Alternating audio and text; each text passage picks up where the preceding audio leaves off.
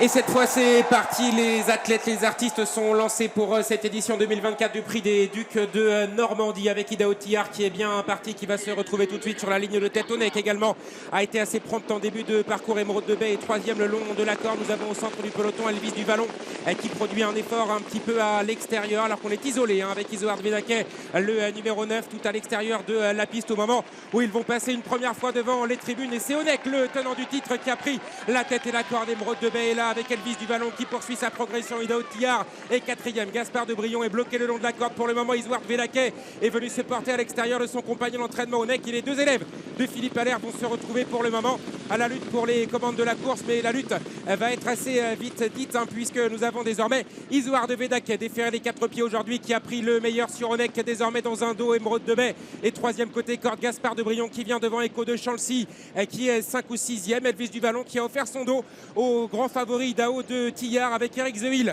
qui est plutôt à l'intérieur. Hokkaido Giel est dans la seconde partie du peloton devant encore Hookerberry assez loin pour le moment, on le reconnaît avec sa traditionnelle tête en bas. Nicolas Bazir qui est assez loin à cet instant alors que Anna Demol est en dernière position. Les concurrents qui sont déjà dans la ligne opposée avec toujours Isoard de Védaquet dans son rythme, dans son train, qui a une longueur d'avance sur son porte-bagages. Il y a Onek, Émeraude de Baie qui suit facilement devant encore la présence du numéro 3 Gaspard de Brion, excellemment placé à cet endroit du parcours. Le rythme est hyper sélectif pour le moment, personne n'arrive à revenir de l'arrière du peloton, et un peloton d'ailleurs qui a tendance à évoluer en fil indienne. Preuve qu'on n'amuse pas la galerie avec Isoard de Védaquet et Benjamin Rochard qui a le meilleur à l'arrière du peloton. Anna Demol vient de disparaître sur une grosse faute, l'entrée du tournant final. Déjà on est dans le dernier kilomètre avec Isoard de Védaquet qui a le meilleur. Onek qui l'a pisté depuis un très long moment maintenant. Émeraude de Baie, Gaspard de Brion en quatrième position. Echo de Chancy devant Eric Zeuil. C'est dur pour Ida Otillard qui ne se fait pas ramener dans de bonnes dispositions. Il va devoir faire l'effort maintenant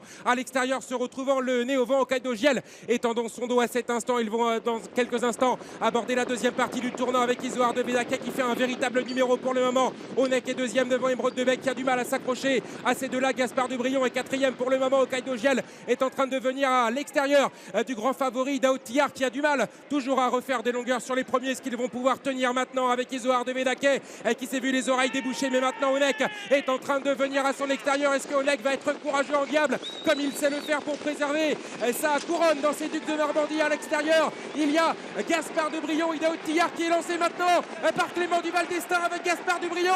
Isoard de Védaquet avec Benjamin Rochard va avoir le dernier mot. Il effectue une rentrée victorieuse, déféré des quatre pieds aujourd'hui, magistrale. La deuxième place pour un excellent Gaspard de Brion devant Onek et Ida Otillard.